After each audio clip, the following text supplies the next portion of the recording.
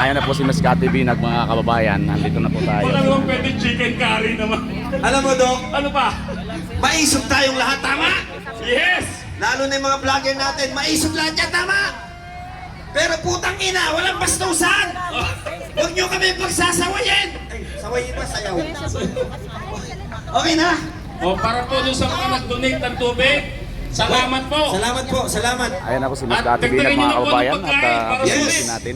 At Nakikita ito na po yung natin. tubig, pwede na po kayo maligo. Ayan po. Naghanap po tayo ng sponsor para sa sabong mabaho. Diyan nyo po Ayan ma-appreciate po, yung mga water kababayan. therapy. Gagandahan po mga Duterte supporters. At nga po pala, Kuya Dok, Po, sa mga kalalakihan, huwag nyo itapon yung bote. tama. Dahil wala tayong ihian, alam nyo na this. Okay? Now, huwag nyo lang ibabalik dito. Teka lang, partner. Huwag nyo lang ibabalik dito. Ano? Miss Cathy Binag, BMR. Okay. Once again, mga kababayang maisog, nandito na ang maisog na babae na gustong manawagan sa Senado at sa Kongreso na ipatawag siya para magbigay ng salaysay na ang ating presidente sabay-sabay ay Bangag! Walang iba, Miss Cathy Binag! Palakpakan nyo, tuloy-tuloy palakpak. Palakpak naman! Tumitigil yan eh, tumitigil kapag hindi tuloy-tuloy palakpak. Yan, napakaganda ni Miss Cathy. Grabe, oo. Para ako natutunaw na ice cream. Ayan. Oo. Magandang gabi po! Magandang gabi po. Kamusta kayo? Ma'am, alam mo actually, kanina pa kami ni partner Placido nagsasalita dito, wala po kasing ganda ng ngiti nila ngayon na nakita ka. Wow! Paano yung masasabi yung mga bias to mga to? Yan, ang supporters ni Pipi Sara Yan! hindi bayaran. Yan, tama. Sigurado yan. At talagang nagmamahal sa bayan. Po ba? Maraming salamat po sa pagdating dito. Nandito po ako para suportahan si VP Sara at saka si Attorney Lopez dahil ako po ay isang babae din Yes. na naging biktima ng bullying, harassment ng administrasyon. And katulad din po ng nakararami dyan na ibang biktima is hindi ho kami bayaran.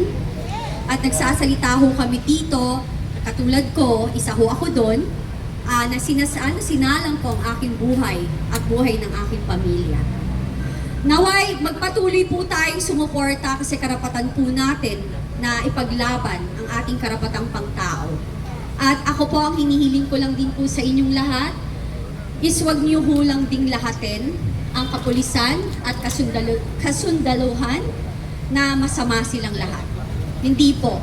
Kasi marami rin po akong kaibigang taga doon at may mga kamag-anak din po akong taga doon. Kaya alam, may ano tayo, first hand na kaalaman. At ako po, katulad nyo, ako'y bilib na bilib po sa katsagaan nyo. Sa, sa pagmamalasakit nyo na pumunta dito, hindi po yan sa dami, kundi po sa lakas ng loob, taus-pusong pakikibaka at pakikipaglaban. Kasi kapag taus-puso po ang ating intensyon, tayo po ay magwawagi, lalo na po kapag ang Diyos ang ating gabay. Yes. Yun po. So, tayo po, patuloy po tayong lumaban sa ating karapatan dahil tayo po ang nagpapasweldo sa kanila. Ang House of Representatives is House of the People. Ang taxes po natin ang nagbabayad sa kanila. Wala po ditong kung sino yung mas mataas, kung sino yung nakaposisyon, hindi po ganun. Dito po, dapat po ang loyalty nila is pro-people. Dapat po ang kanilang katapatan is para sa bayan, hindi po para sa kanilang mga pansariling bulsa. So, ako po, maraming salamat po sa inyong lahat ulit at magpatuloy po tayong lumaban. Lumaban sa tama at wag po tayong mawala ng lakas ng loob. Magpatuloy kasi alam ko po, mananalo tayo. Yeah! Magandang gabi and mahal ko po kayo and alam ko mahal natin ang isa't isa. God bless everybody. Ma'am, ang ganda ng ngiti nila nung sinabi mahal mo sila. I love you guys. Thank you, ang sisipag, Nay. Ano mo, ang nanay, yan talaga ang what do you call this? Ang ilaw ng tahanan. Oh, yung mga lalaki naman, ma'am, Ang lalaki, taga pundi ng ilaw ng tahanan. Ang lalaki ang pundasyon. Pundasyon. Gumagawa ng tahanan. Pero ang nag-maintain ang mga nanay. Tama. Pero Di ma'am, po ba? parang sa Senate, sa Congress, yung taga-pundi yata ng ilaw ng tahanan. Ay kasi may kilay na. Makapal. Alam mo na. Joke. Hindi na rin sila. Alam niyo yun. So maraming salamat po at babalik po ako ulit. Tama. Actually may sakit ako kaya nalita ko. Pwede isang tanong, Miss Kate? Sige, go. Ayan, Miss Kate, una, Mike. Sige, sabihin mo sa akin, sasabihin ko sa kanya. Ikaw na lang. Ayan, Miss Kate, una sa lahat, maraming salamat at nagpaunlak ka po rito ngayon. At sa amin po, i-behalf sa mga kasama natin mga vloggers dito lahat. No? Ano po ang inyong, bakit po kayo pumunta rito? Bakit po kayo lumabas? Despite na mukhang wala naman po kayong problema sa buhay. Again, ako ang iniisip ko na lang kasi 'di ba sinabi ko naman to sa aking mga interview na trigger ako because I also like especially now nakita ko si Attorney Lopez na yung trauma, yung kanyang yung trauma na binigay sa kanya ng pambubuli, panghaharas kasi wala naman siyang ginagawang masama rather than ginagawa lang niya ng tama ang kanyang trabaho and dahil hindi nila makuha yung kanilang gustong sagot, ang House of Representative is harassing her and forcing her to say something na hindi naman kailangan or hindi niya talaga alam, you know? So ako, na-trigger, naalala ko ulit yung ginawa nila sa akin, na babae ako, mayaman sila, powerful sila, still, nag-iisa akong babae, may anak ako, 5 anak ko, 4 ang babae kong anak, wala silang pakialam sa akin na saktan ako, ibuli ako, iharas ako, kunin yung mga properties ko and everything. Hindi ko ito paghihigante. Pero kailangan kong ikwento yung story ko for people to know na hindi ho to ngayon lang. Sanay ho silang mangganito. Kung ako ho, ginanito nila, paano pa po kayo? Wala po silang pakialam kahit sa akin. Ako, nakasama ko sila for 10 years. They don't care. Yung ginawa nila kay VP Sara, walang utang na loob. Diba? Yung po, walang utang na loob, walang malasakit. Ang malasakit nila, ano yung makukuha nila? Makukuha nila sa kaba ng bayan. Yun. Duterte! Duterte! Duterte! Duterte! Yun po. Okay na? Hi? Okay. Okay na? Ay, walang mic. Ano na? Ayan. Okay. Okay na. Hindi kasi magtatanong sana tapos hindi, tapos magtatanong sana kasi po na starstruck siya.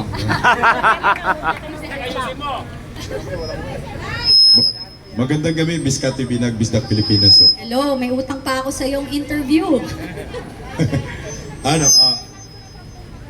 Nag-echo. Nag-i-echo lang. Miss Kate Binag, ano po ang inyong mensahe? Lapit ka. Ano po ang inyong mensahe sa lahat ng mga kababaihan sa ating bansa para ma-inspired po sila na sumama po sa ating pakikibaka? Sa akin po, sa aking kapwa kababaihan, ang akin lang masasabi is kung kayo ay may pangarap na mabigyan ng magandang kinabukasan ang iyong magiging anak at mga apo, dapat po tayo ay maging asset bilang partner or asawa ng ating mga mapapangasawa, boyfriend or everything. How? Paano po tayo magiging asset? Kailangan po tayong matutong lumaban at makibaka sa buhay. Di po ba? Matuto tayong magtrabaho, kaya para kung ano man yung mangyari sa ating asawa, kaya nating buhayin ng ating pamilya. Ganon din po ang pakikibaka sa bansa, sa Pilipinas, sa ating bayan. Kailangan po matuto tayong ipaglaban kung ano yung tama, ipaglaban kung ano yung ating karapatang pangtao, ipaglaban natin ang ating karapatan bilang mamamayang Pilipino na nakatira dito sa Pilipinas at saka sa ating bayang mahal. Ganun lang po. Mayroon pa akong follow-up, Miss Kate. Ako po si BMR Channel. Ay! Ikaw ba yun? May utang dito.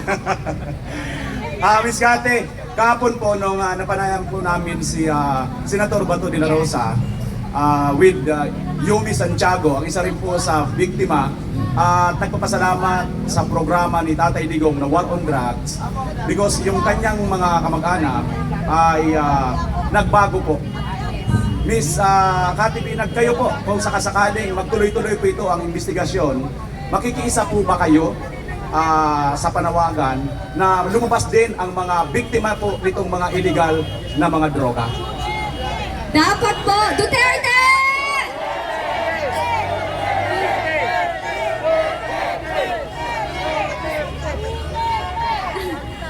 Nakakatuwa. Opo, makikiisa ako kasi ang pangit pong ang ginagawa nila ngayon is pinagtatanggol po nila ang mga pushers at saka mga drug addict and convicted criminals. Perfect example is di ko nga matawag na congresswoman si Castro. Di ba? Naglalakad na convicted criminal. Tapos etong ating mahal na lawyer na nagtatanggol sa mga IPs, nagtatrabaho ng malinis, gusto nilang ipakulong wala man lang kakaso-kaso. Anong ibig sabihin nun, di ba? It's a sign of bullying and harassment. At siya ay isang babae, nakakatawa. Ikaw, Castro, kapal ng mukha mo, dapat nakakulong ka. Kapal ng mukha! Kapal ng mukha! Castro! Kapal ng mukha! Kapal ng mukha! Di ba? Kapal ng mukha! Kasi dapat, ang akala ko ba, ang kaliwa is pinagtatanggol niya ang mamamayang Pilipino. Bakit siya sinisira niya or binababoy niya ang, mga tao na walang kalaban-laban at normal lang at walang posisyon, Then ako, lalaban talaga ako kasi kailangan malaman din nila sa mga biktima. Ako naman, naniniwala ako na mga pushers and addict pwedeng magbago. Pero choice nila. Kapag nanatili silang pushers and addict at namerwisyo sila sa lipunan, di ba? Kaya maraming namatay, na rape ng addict, pusher, na, maraming pinagbentahan ng droga, kaya kumalat ang addict. Alam ko mahirap ang buhay, pero choice po natin pumili na magkaroon ng trabaho na matino at maayos. Thank you. Miss Cathy, kasi sa group chat natin sa Die Hard nandoon ka. Nagtataka ako, kasi nasa mga ilang Zoom meeting kami with Cathy Binag. Nagtataka ako, bakit nakafocus kay Duterte, kay kay Attorney Lopez, yung issue, hinahamon ko kayo, mga congressman, bakit hindi si Cathy Binag ang tawagin ninyo? Nang ilalabas ni Cathy Binag ang USB na hawak niya. Yan! Yes! Ilabas na yan! Dapat yun ang tanong. Kasi, kilala ko si Martin. Nako, yan ka naman. Kaya nga kinagulat ko yung kanyang pagbabago. Alam niyo ho, eto, ang pagkakakilala ko kay Martin, ang bait. Wala na now. Wala na now. Nagbago lahat. Nalulungkot ako. Kasi, alam nyo, ayan, yung mga kongresista dyan, sinira na nila ang future ng kanilang anak. Hindi lang sila, yung future ng kanilang anak, dadalhin ng kanilang anak yung ginagawa nila ngayon. Kala nila okay sila ngayon. Ilang taon lang ba tayo nabubuhay? Bukas makalawa, hindi nga natin alam di ba? So, yung protection nila is habang nakaposisyon sila. Hanggang kailan yan? Di po ba? And lahat sa politics, sa politika, lahat ho ay temporary lamang. Wala hong permanente. And sa ginawa nila, sinira nila yung kanilang pagkatao. Dapat naway, lalo yung matatanda dyan. Huwag na tayo magpaka-plastic dito. Alam nyo, total, si Abante ginagamit niya ang Panginoon. Nakikita ng Diyos lahat kung ano ang katotohanan. Yung nangyayari hong masasama ngayon, sa totoo lang, kagustuhan mo ni Lord to. Para po makita talaga natin kung ano yung totoong nangyayari sa ating bansa. Mataas na bilihin, bagyo, yung flood control projects. Alam mo, eto pa, kine-question nila ang confidential fund. Lahat ng politician ay, nagtatrabaho sa gobyerno, ay may confidential fund.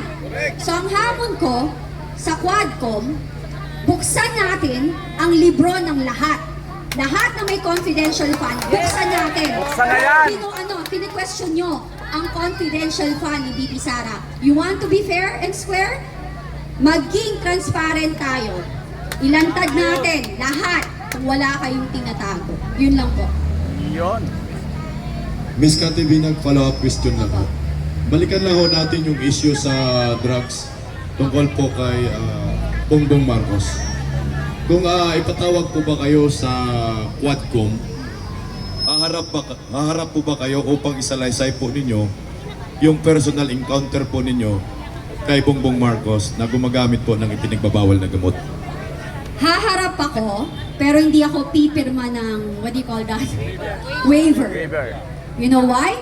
Because I know for a fact na yan ang gusto nilang mangyari. Mako-contempt ka, bababoy. Hindi ako takot sa baboy yan, nababoy ako for 10 years po.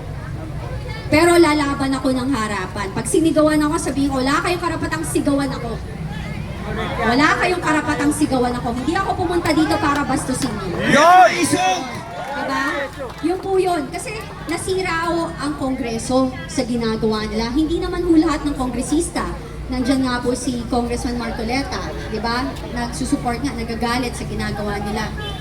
Pero, ang akin, ang hamon ko sa mga kongresista, tumayo po kayo. Magkaroon ho kayo ng backbone at mga bayag. Sa mga kababaihan, maging babae ho kayo. Total, ina ho kayo ng tahanan, ate kayo. Tingnan nyo ho nangyari kay Atty. Lopez. Tingnan nyo nangyari kay Atty. Lopez. Imagine nyo, kung nangyari yan sa mga kapatid nyo, nanay nyo, ate nyo, tita nyo, kamag-anak nyo, mahal nyo sa buhay, anong gagawin nyo? Tapos kine-question nila, tinatawag nila si VP Sara na may tama sa utak, hindi kalmado. Kahit sa akin mangyari yan. Kasi ang problema, ang mainstream media, hindi nila nilalabas ang kabuuan ng istorya. Diba? Kaya yan ang problema. Hindi lahat nila nilalabas. Yung story, we were there. Ang sabi niya, diba, ang nangyari sa kanya, nasa Zoom tayo eh. Nag-collapse na si Atty. Lopez, hindi na siya kumikibok. They were asking for help. It took 2 hours for them na na may papuntahin. May doktor doon, ayaw papasukin. So ano gusto niyong maramdaman ni VP Sara? Isang kaibigan yan. Hindi lang basta kaibigan, matagal niyang kaibigan at empleyado niya. Yan ang leader. May malasakit sa kapwa. May gagawin ba nila yan? Babantayan ba nila? Babantayan ba nila yan? Hindi. Yung trauma na ginawa, sabihin na drama. Drama, gusto ko nga po, sana magsalita yung nanay ni Atty. Lopez. Sana po magsalita. Hindi nyo maintindihan kasi may pera kayo, mayaman kayo, you think you're powerful. Wala akong pinaka-powerful dito sa buong mundo kundi ang Diyos. Kaya kayo lahat tatamaan na kayo ng latigo ng Panginoon. Yan lang po. Miss Cathy Binag, final question na lang. Last na lang.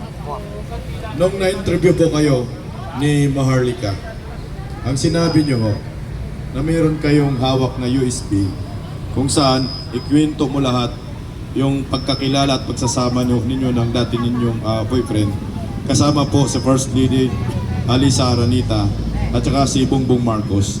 Kailan nyo po yan ilalabas? Meron ng may hawak, lalabas na yan soon. Yun. So tamang Yun lang. panahon. Sagot. Last question, Miss Cathy. Kaya yung sa mga nagko-call na ilabas ko na, let me do give me my time. Yes. Hindi ho tayo pwedeng magpadalos-dalos. Alam niyo ho yun? A friend of mine even told me, yung hawak mo, Cathy, can put this administration down. Oh. So yung sinabi niya, kaibigan ko yan sa Congress. So ako, gusto natin, dati pa natin gustong ilabas, pero meron ng may hawak. Meron ng may hawak. Okay. So last question, Miss Cathy Binag. Galing po ito, walang iba kundi kay Placido Biloso po. Okay, Placido. Ay, Miss Cathy, magandang gabi po. Magandang gabi. Alam niyo mga kababayan, dahil po sa tapang ni Miss Cathy Binag, palakpakan muna po natin na siya ay lumantad kahit na po ang kalaban ay isang presidenteng bangag. No, lumantad po siya, nagpaliwanag. Siya po ay naka-impluwensya ngayon at nakakuha ng inspirasyon ang mga biktima ng droga. No? At meron na pong isang sumabay kay Miss Cathy Binag No, yan po ay nagngangalang si Miss Yumi Santiago na aking kababayan sa Bataan. Maisog din po siyang lumabas at nagsiwalat kung ano ba ang buhay ng isang naging biktima ng droga. Ang tanong, Miss Cathy Binag, Yun.